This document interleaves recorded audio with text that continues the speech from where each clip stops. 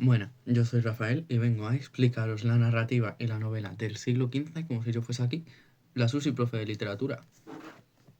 En este vídeo vamos a hablar de los diferentes ángulos que nos encontramos en el ángulo, así que vamos a ello. Primero tenemos que saber una cosa. Las novelas del siglo XV para atrás y del siglo XV para adelante no tienen nada que ver. Porque claramente sufren un gran cambio de estilo.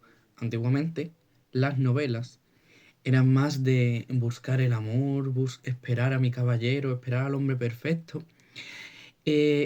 Como eran grandes historias medievales de castillos, princesas y dragones. Pero a partir del siglo XV hacemos un cambio más drástico. Empezamos a crear género para entender emociones, como para ser más humanos, ¿sabes? Como si esos géneros fuera tu propio psicólogo, pero literario. Pero que vamos, que todas dicen que buscan al gran caballero, esperan su gran amor, pero luego se van con el cani de turno. Eso no podemos hacer nada. Uno de los grandes rasgos o grandes tipos de la literatura que aparecen en el siglo XV es el romancero, que son poemas narrativos que vienen de los cantares de gesta, como por ejemplo Hermiosi, el campeador. ¿Qué cambio hay? Que eran más cortos, más intensos, en plan, iban directo al drama, ¿sabes? Principalmente hay tres tipos.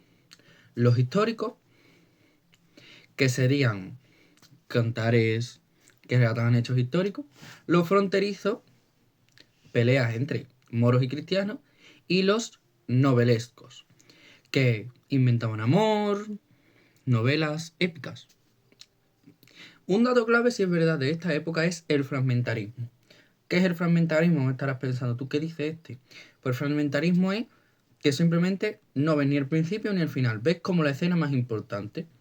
Es como si a mitad de una serie te pusiesen la escena más importante y ahí se acabase todo. Y punto. Y te quedas con la entrega. ¿Qué ha pasado al principio y qué ha pasado al final? Y no hay nada que tú puedas hacer. Te odiaba. Eso es muy feo, pero te voy a decir una cosa.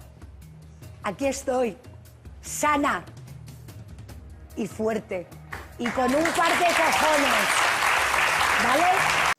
Después, un poquito más adelante, surgen las novelas de caballería. ¿Eso qué es? Pues básicamente relata a un caballero andante que vive aventuras imposibles, que con magos, con princesas, con dragones, defiende el honor, lucha por su patria porque él es el mejor y porque él lo puede todo. Y siempre está enamorado de una muchacha idealizada que para él es perfecta, no comete ningún fallo, suele ser santa. Vamos, la mujer ideal.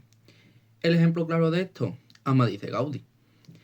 Él era valiente, perfecto, fiel, guapo, vivía aventuras que no se la creía ni él y representaba la lealtad y el amor puro. O sea, un chiquillo de tiro. Básicamente yo antes de que mi ex me hiciese Agustín, pero así es la vida. Empezamos con otro tipo de novelas que surgen en esta época, la novela sentimental. Aquí la acción, las peleas, los caballeros dan exactamente igual. Aquí se habla del amor, pero no del amor de, ay, te quiero mucho de una pareja enamorada. No, del amor que duele, del amor imposible. Del amor, por ejemplo, de una dama que espera a su caballero que se ha ido a la guerra y tristemente ha muerto en ella, pero ella no lo sabe. Sus características principales son el amor imposible, el sufrimiento emocional intenso y el lenguaje intenso, muy recargado. Y por ejemplo, un ejemplo clarísimo es Cárcel del Amor, en el que el protagonista nos relata su experiencia sintiéndose atrapado en el amor como si esto fuese una cárcel, prácticamente. Así que ya sabes, cuando tu amiga le escribe a su ex borracha a 3 de la mañana llorándole, no es una migajera, es una poeta medieval, con toda la letra. Después de la novela sentimental, surge otro tipo de novelas que son las bizantinas o las de aventura. En ellas se nos narran viajes muy largos de un caballero que parte a otra tierra, un comerciante que va de un sitio a otro, de un poeta que recorre el país narrando sus aventuras o las de sus amigos. Las separaciones y los encuentros, que no debemos confundir de meter separaciones y encuentros en sentimental. Porque en la sentimental nos habla de el proceso, de los sentimientos que sientes durante la separación, y en la de separación o encuentro nos habla de cómo es la separación, nos cuenta un poquito de cuando están separados y nos narra el encuentro. nos narra el principio y el final.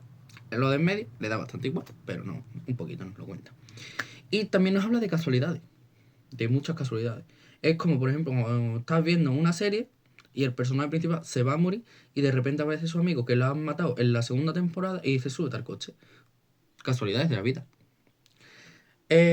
Otro momento importante de esta literatura, el gran libro que surgió en esta literatura, La Celestina, La cotilla vieja y puta. Es que es el mejor libro que ha parido este siglo.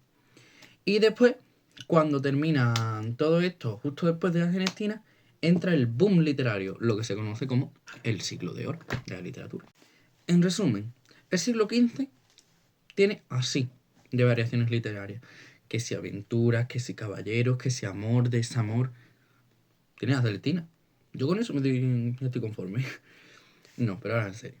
En el siglo XV es, aunque justo al siglo después se le conoce como el siglo oro, el siglo XV es un momento en el que la literatura cambia. Cambian sus raíces, cambian sus principios y cambia prácticamente todo. Es un siglo. Si el siguiente es el siglo del oro, este siglo es el siglo del cambio.